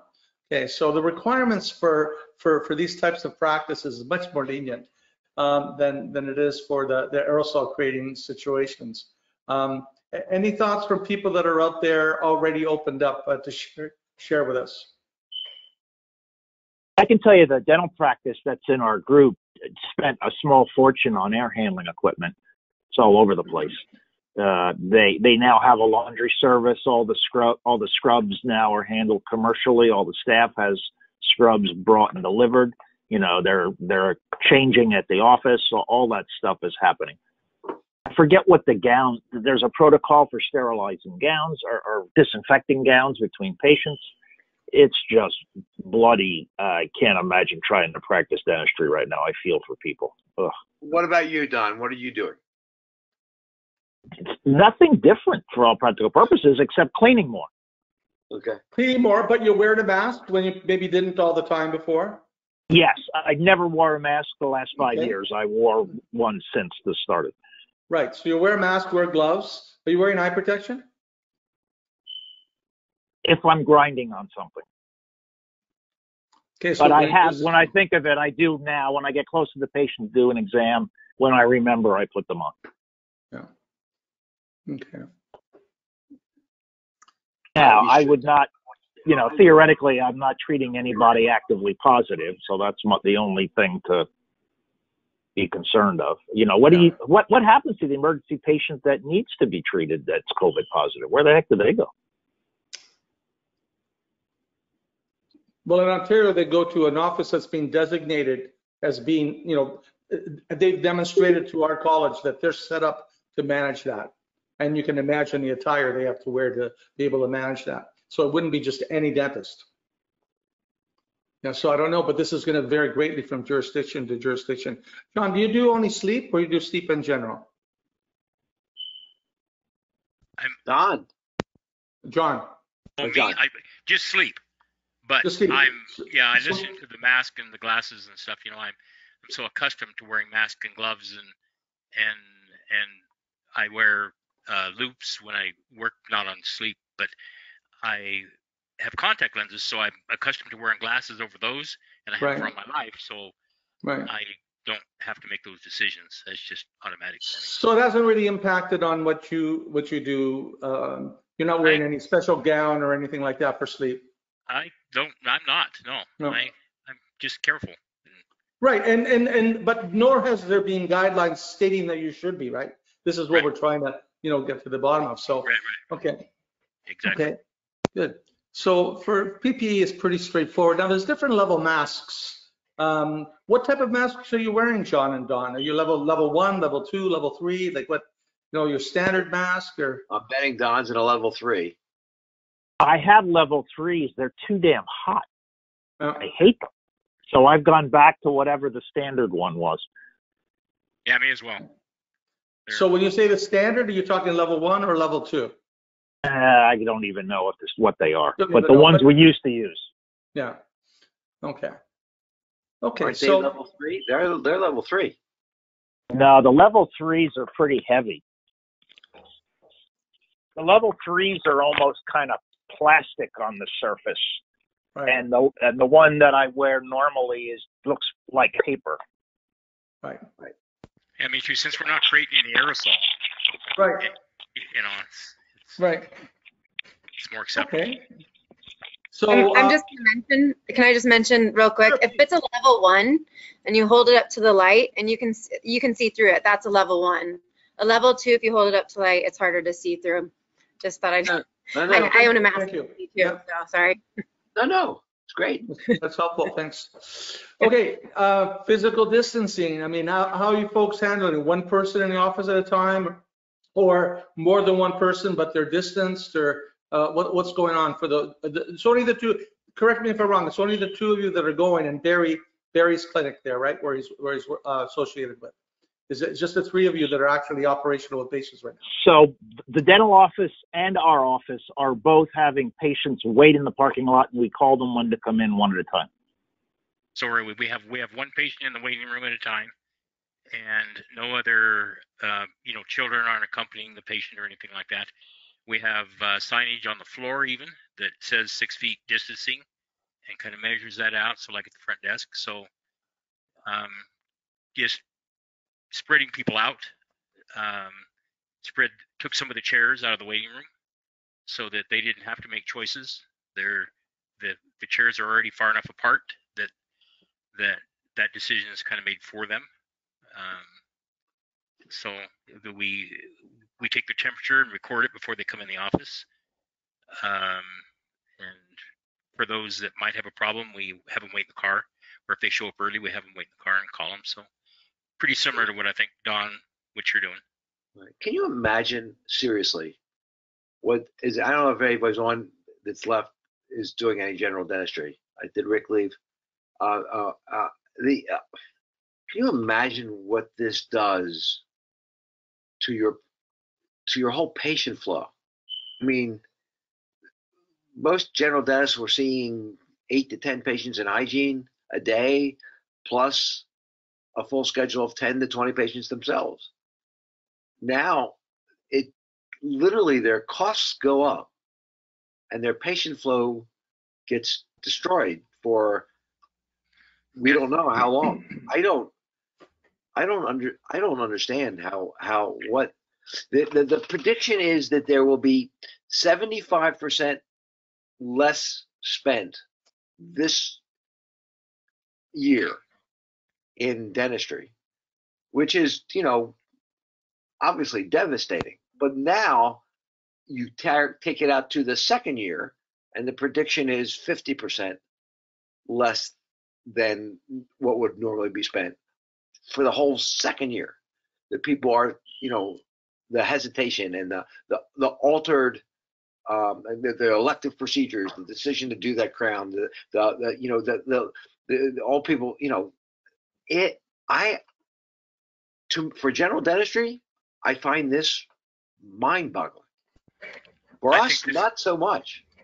I think this is going to be overwhelming for dentistry because it seems like a lot of dental providers today are in a lot of networks, and so now they can't control their overhead because of what they have to do now, and they can't raise their fees to take care of that.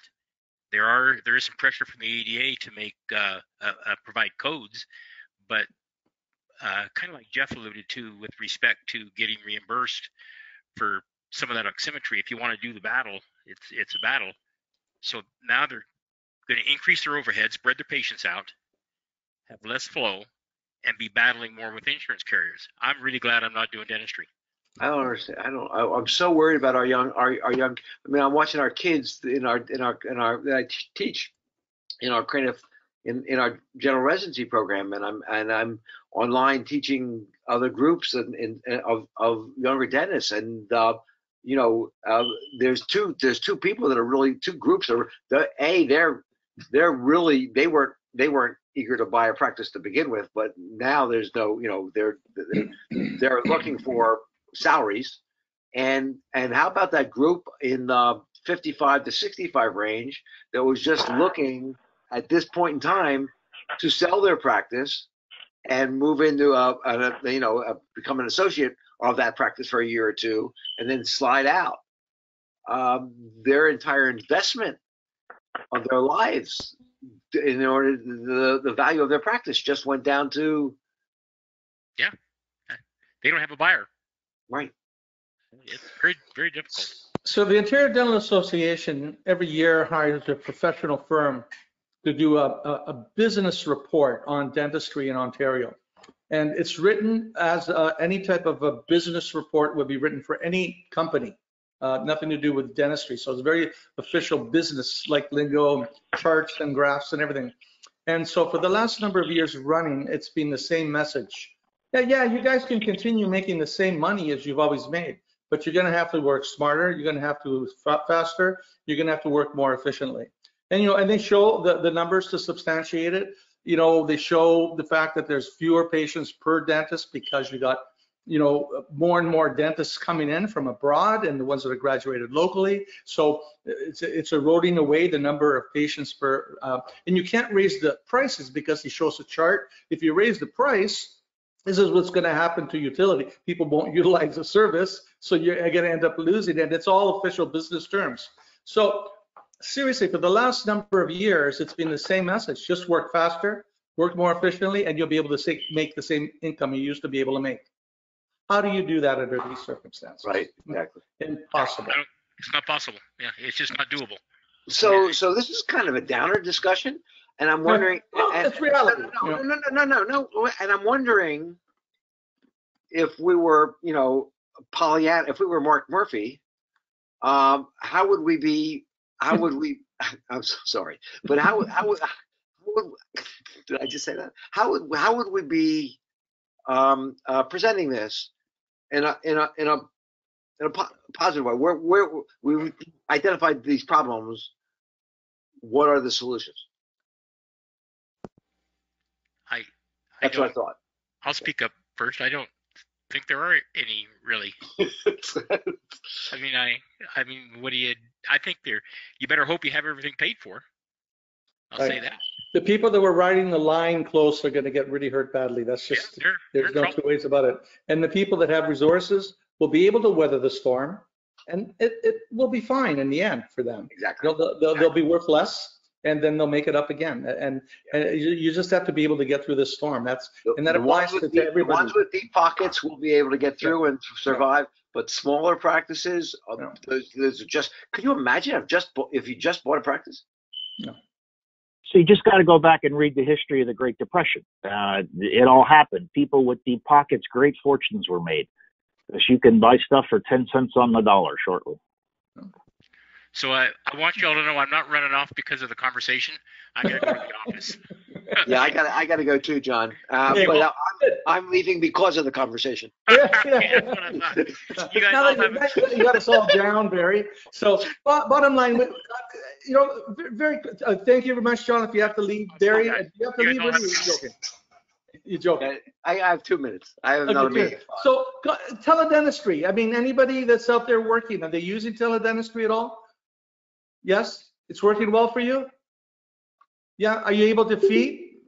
Oh, okay. John was just saying bye. So Barry, are you using teledentistry? Well, I'm not seeing patients, but we're using telemedicine. We were using telemedicine, and it's very interesting that telemedicine in our sleep lab in the Bronx.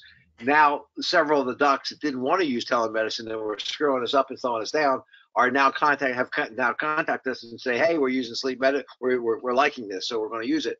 I think it's all well and good, but as I wrote to you, John, and I wrote to you, Don, as a follow-up to our meeting last night, I worry about it. I don't think that I think that honestly, what we do in sleep and pain, how we do it is much more important in many cases than what we do. And I think that one of the things I underestimated for many, many years was my relationship with my patients and the fact that my patients knew that I cared. And I've when I teach my courses, I always talk about what the goals are of that initial visit. And I don't think there's any way we can reach any of my stated goals in a telemedicine visit that you can in an eye-to-eye need-an-e visit in your office. I'm very worried. I hate teaching via the internet. I hate follow-up visits. It makes perfect sense to me, but new patient visits, I think would be, you have no idea. I would bet at the end of the year, when you look at your success rate in terms of compliance and other issues that involve patient management, I would bet they go way down. It's my gut feeling if we're depending on telemedicine or teledentistry. Yeah. I hate to, we all know that you're a touchy-feely type of person, and it comes across in your teaching, and I'm sure that's the way you practice. put the hand on the shoulder, talk to them, make a connection, and so forth. I get that, and obviously that all goes out the window. So it's a new. We're going to have to get through this time period. I for one agree with everything you just said, Barry. That would be my preference. But I for one am very thankful for telemedicine. They just actually released, I think it's yesterday, the day before in Ontario, the new rules in telemedicine dentistry for us. And so the way they're written up, a lot of the things we do in dental sleep medicine can actually be done remotely now. And Yeah, now, great. what's not clear to me though is the coding and the billing and reimbursement, so that type of thing. But because with the dental sleep medicine, a lot of it is a global fee, it won't be so much of an issue, right? Gotcha. Barry, you got to go? I gotta go. Good seeing everybody, or some of you, and some of you letters that I have no idea who you are. I would love to know who you were. Tell John. Okay. Thanks, Barry. Thanks a lot. We're just gonna cover off. Bye, Barry.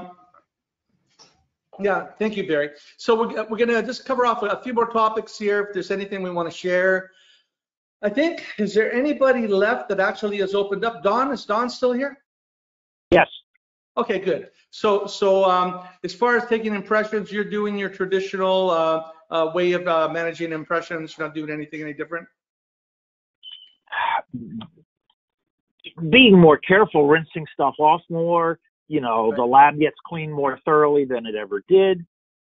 But what's different with this than anything else we've been using universal precautions for? Right. So I think 50% of all of this stuff is bullshit. Sorry to tell you. Yeah.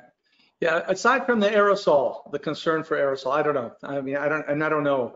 I mean, I hear all sorts of different things, and that's very confusing, very conflicting discussions on aerosol. But appliance calibration, I know that you do mostly at home calibration, right? Correct. Is that correct? Yeah. So I mean, that makes a lot of sense in this environment here. I do a combination at home for some, in office for others. I'm going to basically go at home whenever I can going forward to get through this. There's no question. I want to look to minimize those visits. Appliance adjustment considerations, when you actually have to physically grind or adjust the appliance. What protocol have you put in place, Don? Well, that has to be done for pain. If a patient needs vertical increase, decrease, something changed on the device, I've been taking it into the lab, turning the vacuum on to do that, where I would have done a chair side before. Sleep appliances, once they're delivered, they don't need much adjustment on our part. That's the exception rather than the rule. Well, especially especially when you're doing an anterior midpoint excluding stop on all your appliances, right? Right. So virtually all, with exceptions. Right. So that balancing act that we have to do when we have posterior support doesn't play a role so much with your appliances. You'll be talking Correct. about that on a webinar next week on Tuesday, on a By Corona webinar, and also that'll be the topic of discussion next week on Wednesday. So continue, please, Don. I'd love to see the telemedicine regs that you talked about in Ontario. Are they like on a website someplace? I'll send you the document. I'll send you the document. Okay. Appliance adjustment. Once again, follow-up appointments. With the teledentistry in Ontario there, they've opened it up for us to be able to do these follow-up appointments over the phone, which would be great, especially if they're home calibrating their appliance moving forward, right? Rather than having them come in and do visits. And now pair that up with the Circul and the phone and the patient at home. I mean, that's just a perfect recipe there to get the patient to that endpoint, and then you're done. You can send the efficacy report when a request for the final referral back to the sleep physician, once you get to a certain endpoint. John, something to think about would be a model for the Circul. Say if there wasn't coverage for it and you had to have the patient pay for it. I know Barry used to call it his home study club. He would charge patients one fee and then as many HSTs as they needed to titrate the appliance, they were included. So every clinic is going to, yeah, I understand what you're saying. I think it makes total sense. Every clinic is going to handle this differently. In our office, I'm going to say, like what we do is my global fee already incorporates the fact that I use objective sleep testing at no cost to the patient to help calibrate my appliance. Then it's up to me which one I'm going to use. Am I going to use the Knox T3, or am I going to use just a known oximeter, or I'm going to use the Circul, right? So I'm going to look for the thing that's going to be the least expensive for me to use to be able to get that objective data, meaningful data, right? Because I've already gotten paid a global fee. It's a fee for service in Ontario, but a lot of it comes out of patient's pocket. We get coverage from third-party healthcare about a third of the time, maybe 40% of the time. So that's my model. And in another model where there may be other restrictions, you would have a separate fee for access to as many home sleep tests as you need to calibrate the appliance. I get that. How you get reimbursed for that, I don't know. That's a different story altogether. My global fee that I'm getting paid isn't enough to cover that. Right. That's because you don't get to dictate your global fee, right? Correct. Right. So this is in a world where I can dictate, this is my global fee. It's going to be different than the one down the street or the one around the corner from me, but I give all these value-added services, right? So it depends on where you're practicing and what you're doing. I think I'm moving to Beverly Hills. Okay, follow-up appointments, calibration studies. We've you know what? That really was all about what we talked about with the Circul and the yearly follow-up. I mean, clearly, if you're following AADSM standards, you're supposed to be following up with these patients yearly and writing the report back to the physician. Well, under these circumstances, these yearly follow-up appointments can be done by teledentistry. And, you do your follow-up, you answer all the questions on your form, send your report off to the physician. I think that's fantastic. So there's a lot of ways we can minimize the patient traffic through the office. So they're in the office only when they really need to be. We need to have something being physically done to the appliance, or when they're needing to have their impression taken, or when they're needing to have their appliance delivered. And then, of course, the consultation appointment, what I'm thinking about doing is doing the first part of it, through teledentistry. We collect all the data anyway for, like sleep studies and so forth before they even get an appointment set up. But that first part would be done through teledentistry. And then if we collect enough information that we can send off for a reimbursement estimate from the insurance company, so the patient knows whether they're going to get reimbursed or not. And then if they then give the 2 thumbs up, I want to come in for the appointment, then they would actually be coming in for that impression. But the part that I need to do physically, the final check, establishing exactly which appliance they're going to get, the final would be done the same day they take the impressions. So it minimizes the number of visits they make to the practice. Right now, that's what I'm bouncing around in my head. I haven't finalized that yet, but I'm thinking about splitting up that consult appointment to be part A, and then part B happens along with the impressions, but they've already have response back from the insurance company, and they know they're coming in for the appliance. But I'm just doing that final physical check the same day that they take the impressions. So I haven't finalized that protocol yet, but that's what I'm thinking. Any thoughts on that, Don? The whole thing, though, that first visit is the least dangerous visit of the whole thing in the first place. So I don't know. I'll do what I'm forced to do when it comes to that, I think. Yeah. So maybe it doesn't make sense. Maybe just do the whole thing while they're there. I mean, don't do the teledentistry. Have more of that one-on-one with them, even though you have to be physically more distant to each other. You're doing that check, that discussion, presentation, so forth, and then you go into the operatory and do your exam part, finish that off completely. You're saying that perhaps it's not worthwhile splitting it up like that. And it's up in the air for me. I don't know. To me, the way I've done my intakes for the last however many years, they're going to have to force me to do that by telemedicine, I think. Hmm. Yeah, we're beasts of habit, and we have it down. We have our system, the way we'd like to do it. I hate to break up my flow of the way I'm doing things now. I'm just trying to come up with alternatives that minimize the amount of time they spend in the office. Now, is that going to compromise the appointment? Then I don't really want to be doing that.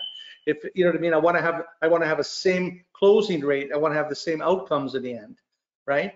And I don't know that I can have be as effective under those new rules. And I'm not even sure if it's necessary.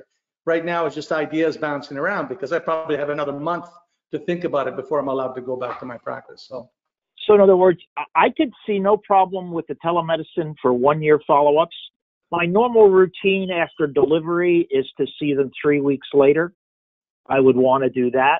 But maybe the next few, depending on how that one goes, they could be done telemedicine. But they're going to have to force me to give up some of those appointments, I think, if they... Especially your initial intake. Yes. Yeah. You know, I'm gonna tend to agree with you on that. I'm tending more to try and keep it more that's consistent rather than changing it up. I'm just sort of bouncing around ideas in my head, trying to see once again how we can minimize time in the office. Now, the beauty is that any dental sleep medicine practice, and most likely any pain practice, is going to be a much lower volume than a general practice with hygienists and so forth. So we really don't need to be worried that much about, because we don't have a huge volume of patients coming through anyway, right? It's not like we have to worry about making room for other patients and we want them less time in the office because of that. You know what I mean? We don't have the same concerns that the general practice. It's rare that I would ever have more than 2 patients in at a time. In other words, if I'm at an intake with one staff person, another staff person might be doing an adjustment or delivery, but it'd be really unusual for us to have 3 patients in the office in the back office at one time. Yeah. So it's now 5:03, folks. Is there anything anybody would like to add or any questions anybody would like to ask before we call it a day? Thank you very much for sticking it out till 5, and appreciate it. Next Tuesday, Dawn Malaysia here is going to be presenting on the Bi-Corona webinars, the anterior midpoint excluding stop, rationale for its use. I think it's a very worthwhile message to listen to. And actually we'll be talking about the anterior midpoint excluding stop in a casual discussion on Wednesday next week on Dental Sleep Medicine Speakeasy. So once again, thank you very much for joining us. Have yourself a wonderful and Thank you, everyone. Okay. Thank you. Thank you. Bye. Bye. Thank you so much. Bye, Yeah, Shannon. thank you. Bye, guys. Nice seeing you, Shannon. Nice to see you guys too. The camera finally worked. Yeah, thanks for turning it on. Thank you. Bye, guys. Talk to you That's soon. wonderful. Love you guys. Bye.